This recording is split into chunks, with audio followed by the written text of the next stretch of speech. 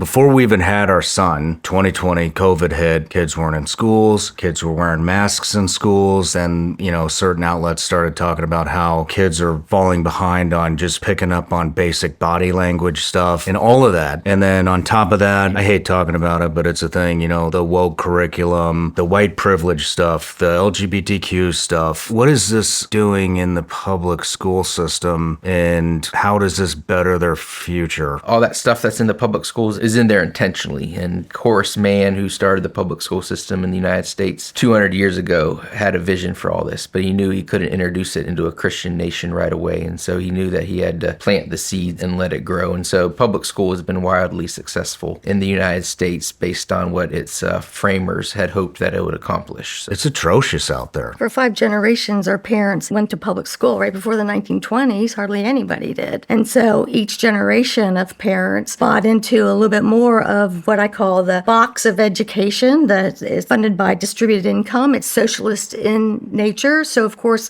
Marxist ideology is what the content will be, no matter how much you try to put school prayer or patriotism or anything else into it, because the box itself, the public education, is Marxist. And so every generation since the first universal socialist program, public school, we've accepted each generation another form of socialism. That's another thing. I just don't see very many critical thinkers out there or free thinkers anymore. Everybody told how to think through the media, or told how to think very obviously through the universities, and now into like little kids.